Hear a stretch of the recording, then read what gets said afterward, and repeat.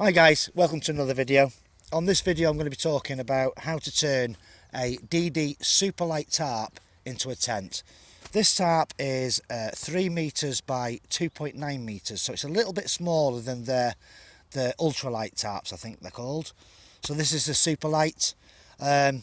This is a army surplus bit of kit I got, and instead of carrying a trekking pole, some people use trekking poles, but I've decided to use this system, which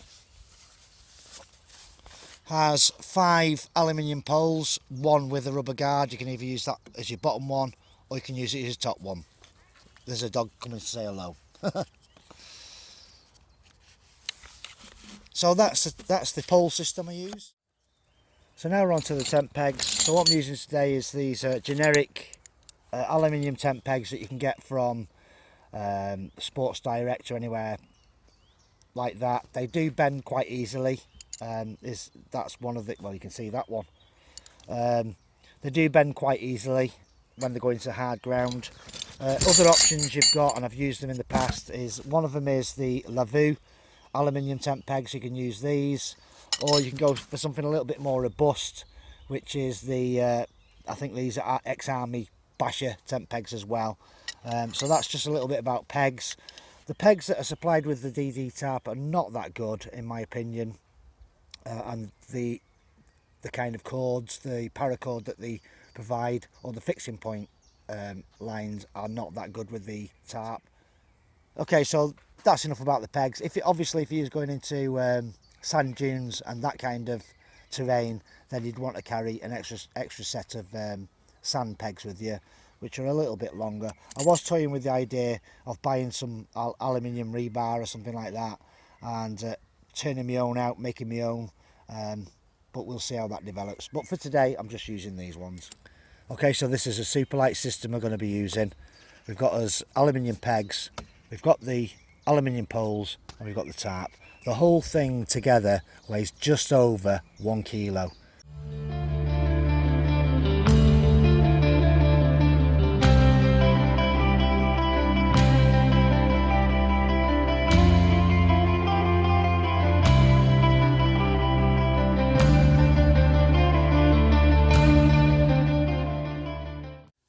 Right, okay, so we've got the Superlight tarp, the ridges down the middle with the loops down the middle.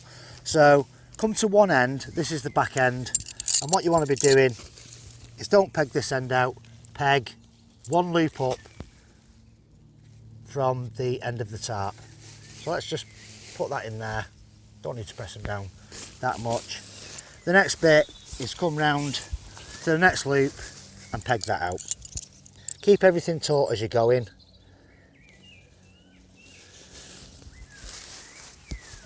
And then simply tuck that in, and we'll do that on the next corner over there. So depending where you put this peg for these two corners, I usually go just after the second loop, and that'll determine how wide your door is. I'll demonstrate that now. We're going from the corner of the tarp, just kind of roughly gauge it. I'm going past this loop here, so about there, and the same on the other side.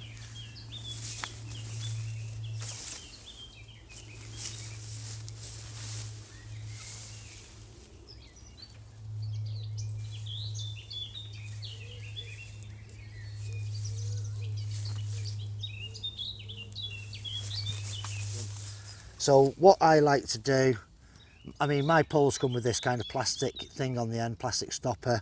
You could use that as ground on the ground, but I prefer to use this for the roof of the tarp itself. Also in my tarp bag I carry a little bit of a buff, so you can put that over and situate that up in the tarp roof. So let's crack on with that now.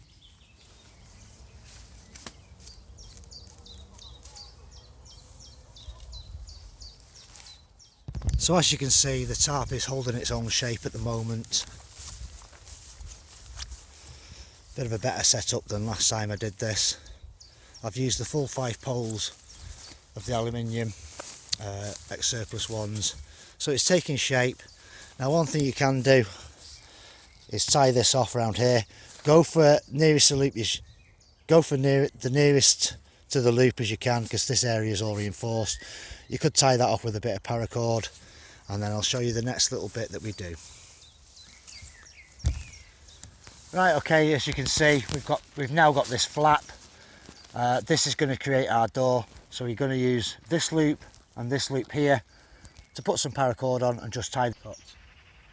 Okay, so with my paracord, I have an overhand knot and a loop, and the other end has got nothing on it. This is just the quickest way I find. So put the loop through there, drag it all through, and there you go. You've got your first kind of knot. So all we're going to do is tie this front end of the tarp off to one of the back pegs.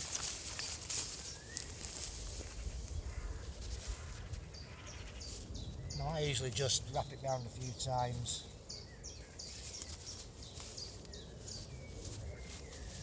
And put a simple knot in there. Right, so we just do exactly the same on this side and just tie it back to our tent peg there.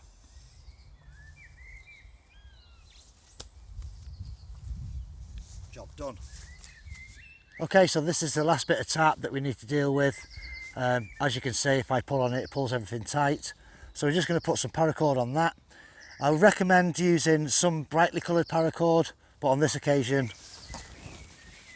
all I've got is green paracord. Again, same again, use the same knot. Just take a bite, overhand knot,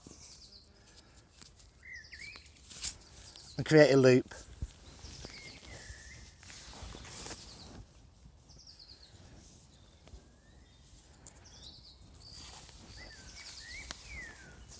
This is probably far too much paracord that I'm using here. Doesn't have to be that much.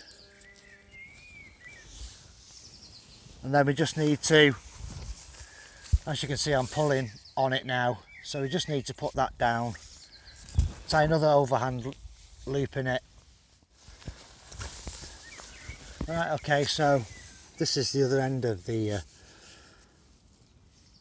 piece of paracord I'm using. Simple overhand knot, then peg it down. Although I found a bit of hard ground there. That'll do. Okay, so I'll just give you a scan round of the tarp now.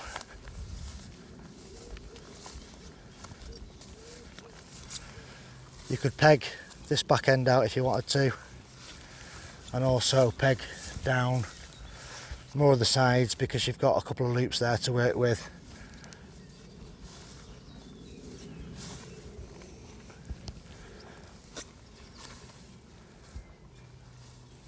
And that's the tarp tent setup.